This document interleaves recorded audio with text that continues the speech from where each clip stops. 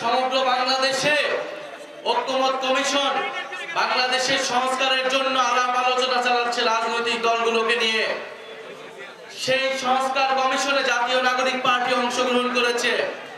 কারণ আমরা বলেছি গণ অভ্যুত্থানের পরে সামনের যে নির্বাচন আসছে সেই নির্বাচনে মৌলিক সংস্কার এবং বিচারের মাধ্যমে আমরা সেই নির্বাচনে অংশগ্রহণ করতে চাই। কারণ বিচার সংস্কার এবং নতুন সংবিধান আমাদের এই গণ অভ্যুত্থানের অন্যতম দাবি। ফলে সংস্কারের মাধ্যমে পুরনো আইনগুলো পরিবর্তন করতে হবে এবং প্রকৃত গণতন্ত্র প্রতিষ্ঠা করতে হবে, যাতে বাংলাদেশে কখনোই আর নির্বাচন কমিশন দলীয়করণ না হয়, বাংলাদেশের পুলিশ দলীয়করণ না হয়, বাংলাদেশের প্রশাসন বিচার ব্যবস্থা দলীয়করণ না হয়।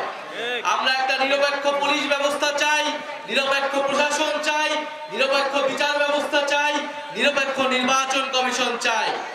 আমরা দেখেছি অলরেডি ঐক্যমত কমিশনে একটি পুলিশ কমিশন গঠনের জন্য সবাই ঐক্যমত পোষণ করেছে। আমরা সেজন্য সবাইকে ধন্যবাদ জানাই। কারণ আমরা চাই না বাংলাদেশের যে পুলিশ ব্যবস্থা তারা কখনোই আর দলীয়করণ হোক, কোনো দলের পক্ষে জনগণের বিপক্ষে তারা ব্যবস্থা গ্রহণ করুক। বাছাইকৃত লাল সরিষার দানা থেকে অত্যাধুনিক কোল্ড প্রেস মেশিনে তৈরি হয় প্রাণ সরিষার তেল, আসল ঝাঁঝে আসল স্বাদে। আমরা চাই পুলিশ জনগণের হয়ে উঠুক, প্রশাসন জনগণের হয়ে উঠুক, আদালত জনগণের হয়ে উঠুক। আমরা বলেছি সংস্কার প্রক্রিয়ায় আমাদের একটি উচ্চ কক্ষ প্রয়োজন।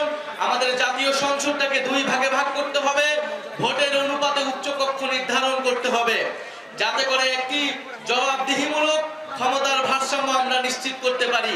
সেই উচ্চ কক্ষের সংসদে সেই ভোটের অনুপাতের উচ্চ কক্ষে এখনো ঐক্যমত হয়নি, ফলে জুলাই সনদ এখনো আটকে রয়েছে। আমরা বলতে চাই জুলাই সনদের মাধ্যমে আমরা এই 5ই আগস্টকে সর্বদলীয়ভাবে সেলিব্রেট করতে চাই, উদযাপন করতে চাই। তাই যারা নিজেদের দলীয় স্বার্থে এখনো এই জুলাই সনদে ঐক্যমত হয়নি তাদের প্রতি আমাদের সাদর আহ্বান থাকবে, জনগণের স্বার্থে দেশের স্বার্থে আপনারা ঐক্যমত পোষণ করুন। কারণ সংস্কারের জন্যই, পরিবর্তিত বাংলাদেশের জন্যই মানুষ রাজপথে নেমে এসেছিল, মানুষ জীবন দিয়েছিল। জীবন দিয়েছিল আমার রিকশাওয়ালা ভাই, জীবন দিয়েছিল আমার গার্মেন্টসের ভাই, জীবন দিয়েছিল আমাদের পথশিশুরা, জীবন দিয়েছিল আমাদের বোনেরা, জীবন দিয়েছিল শত শত ছাত্র তরুণেরা। প্রিয় জামালপুরবাসী, এই জামালপুরে একটি একক আধিপত্য তৈরি করা হয়েছিল। জামালপুরে ভিন্ন রাজনৈতিক দলেরা কথা বলতে পারেনি, জামালপুরে ভিন্ন মত পোষণের কোনো সুযোগ ছিল না। আমরা চাই জামালপুরে যাতে এই ধরনের পরিস্থিতি আবার কখনো না হয়, কিন্তু আমরা সেরকম আলামত বিভিন্ন জায়গায় দেখছি।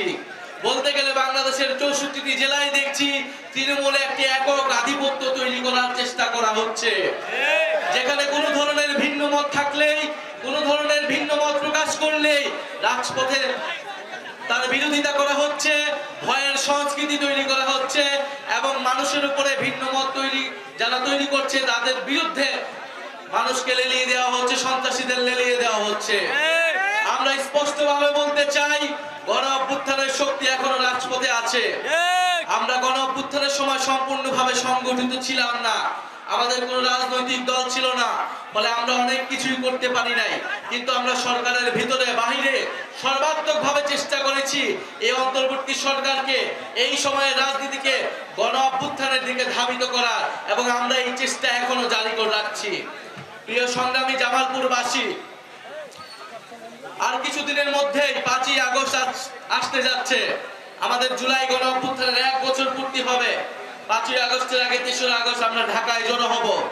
আমরা বলেছি জুলাই সনদ এবং জুলাই ঘোষণাপত্র অবশ্যই 5ই আগস্টের মধ্যে জারি করতে হবে এবং বিচার এবং সংস্কার এবং নতুন সংবিধানের প্রতিশ্রুতি নিশ্চিত করতে হবে।